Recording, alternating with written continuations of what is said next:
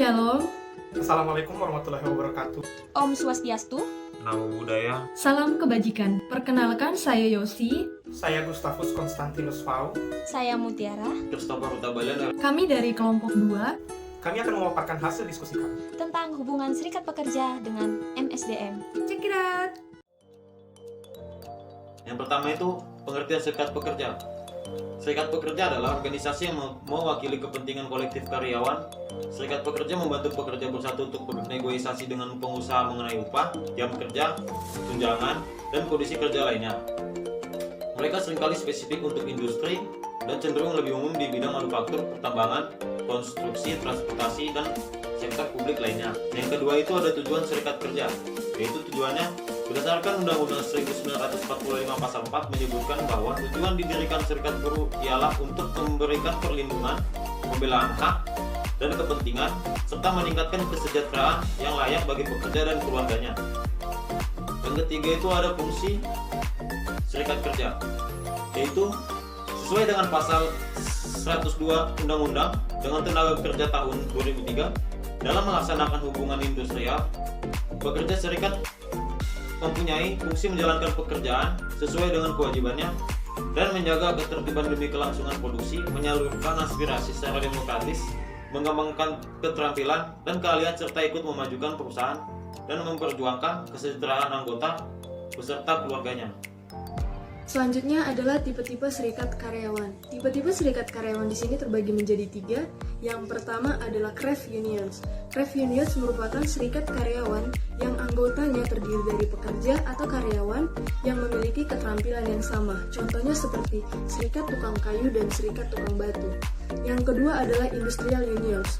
Industrial unions merupakan serikat karyawan yang dibentuk berdasarkan lokasi yang sama.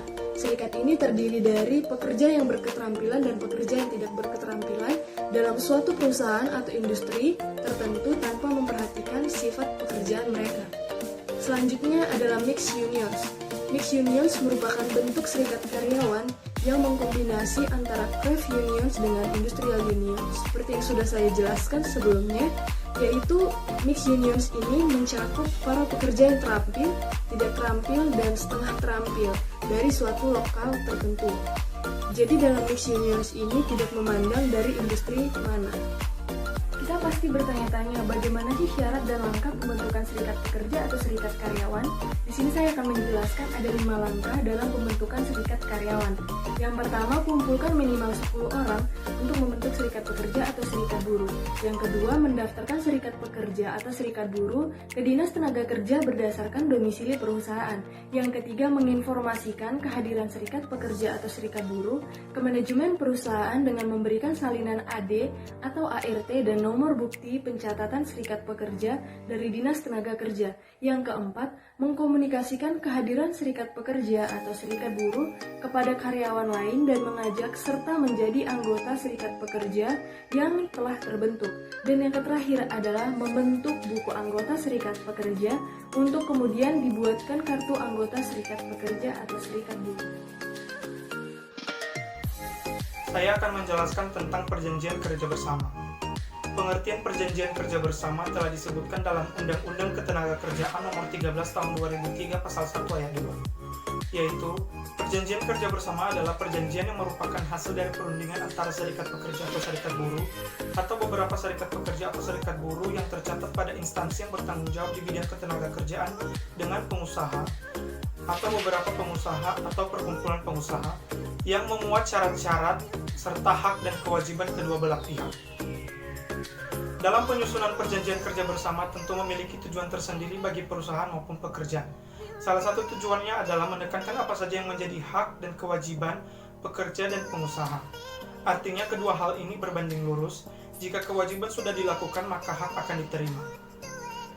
Perjanjian kerja bersama juga bertujuan untuk membangun hubungan yang damai dalam perusahaan. Situasi ini dapat meminimalisir terjadinya konflik. Terakhir, perjanjian kerja bersama juga bertujuan untuk bersama-sama menentukan hubungan ketenagakerjaan yang belum diatur dalam peraturan perundang-undang.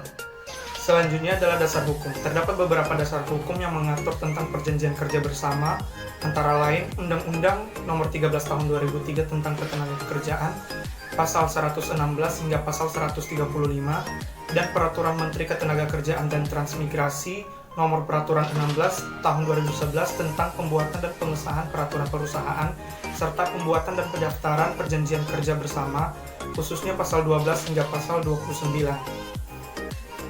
Sedangkan pihak yang terlibat dalam penyusunan perjanjian kerja bersama, menurut Undang-Undang Ketenagakerjaan pasal 116 ayat 2, yang terlibat dalam perjanjian kerja bersama adalah pengusaha dan para serikat pekerja dengan melakukan perundingan melalui musyawarah demi mencapai keputusan bersama. Selanjutnya adalah isi perjanjian kerja bersama.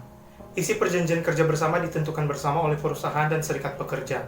Semua pihak dapat memberikan pendapat terkait hal tersebut.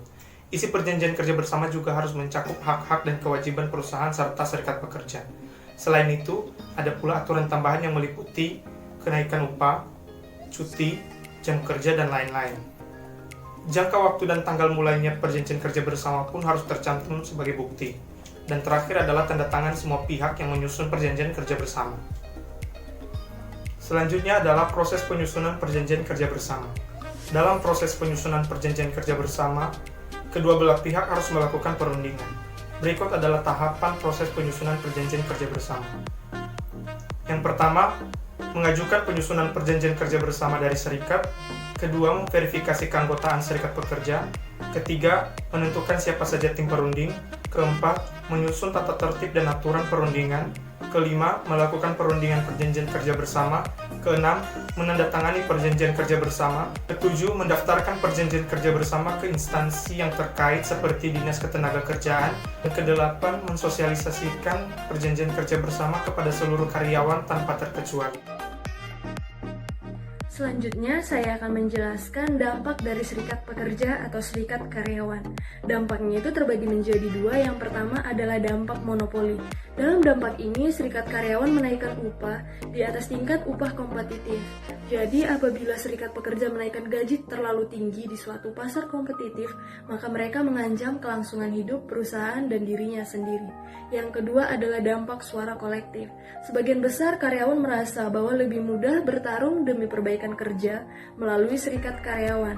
Para karyawan ini mempunyai beberapa pilihan jika mereka tidak puas dengan pekerjaannya, yaitu mereka tidak berbuat apa-apa, atau mereka dapat berhenti dari pekerjaan, atau mereka mengeluh dan mencoba memperbaiki kondisi di seputar mereka saja.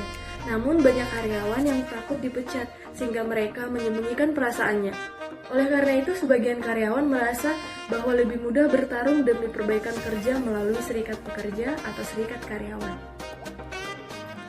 Apa sih itu keuntungan menjadi anggota serikat buruh ataupun serikat pekerja? Tentunya banyak sekali keuntungan menjadi anggota serikat pekerja.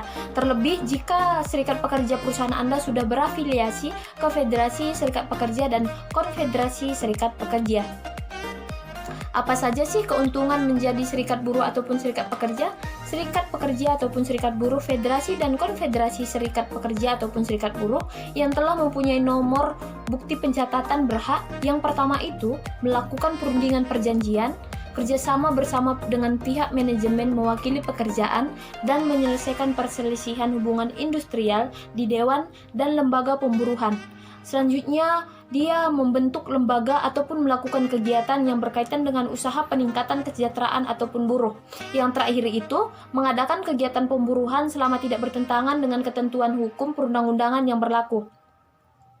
Apakah anggota dapat mengundurkan diri ataupun diberhentikan dari serikat buruh atau serikat pekerja? Jawabannya tentunya iya.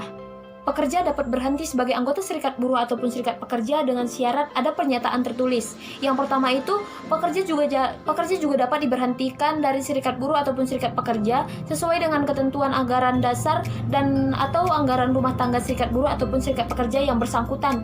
Selanjutnya juga, pekerja baik sebagai pengurus maupun sebagai anggota serikat buruh ataupun serikat pekerja yang berhenti atau diberhentikan tetap harus bertanggung jawab atas kewajiban yang belum dipenuhinya terhadap serikat buruh ataupun serikat pekerja seperti yang tertulis di dalam pasal 17 Undang-Undang Nomor 21 Tahun 2000. Yang terakhir itu, apa sih itu tantangan dalam hubungan pekerja? Hubungan kerja karyawan secara khusus akan menghadapi tantangan yang timbul akibat radiasi dan gangguan pada karyawan yang bekerja dengan menggunakan video, asap rokok, pelecehan seksual, dan kualitas komputer. Berikut contoh kasus serikat pekerja yang kami ambil dari salah satu perusahaan. Perusahaan X memiliki beberapa divisi, yaitu divisi bengkel dan divisi kru bis. Serikat pekerja divisi bengkel telah berhasil menuntut hak mereka, yaitu mengenai upah. Upah yang diberikan sebelumnya sebanyak 25.000 per hari, padahal upah minimum kabupaten sebesar 40.000 per hari, dan biaya jam sostek yang 100% dibebankan sepenuhnya kepada pekerja. Sekarang divisi bengkel telah menikmati upah yang sesuai dengan UMK dan memiliki jam sostek yang dibayarkan oleh perusahaan. Mengikuti kesuksesan divisi bengkel dalam menuntut hak kerja mereka, para pekerja di divisi kru bis pun mulai bergabung dengan serikat pekerja. Pekerja divisi kru bis banyak mengalami pelanggaran hak pekerja, di antaranya adalah pembagian upah yang menganut sistem bagi hasil. Apabila pekerja tidak masuk kerja akan dikenakan denda sebanyak 500.000 per hari, kecuali tidak masuk kerja karena sakit. Tunjangan hari raya pun tidak pernah diberikan kepada pekerja. Masalah lain adalah tidak diberi fasilitas jam sostek, sehingga apabila terjadi kecelakaan kerja atau kecelakaan bus, pekerja harus menanggung sendiri biayanya. Karena perusahaan sudah semakin pintar dalam berkelit, mereka tidak mempunyai perjanjian kerja bersama atau PKB.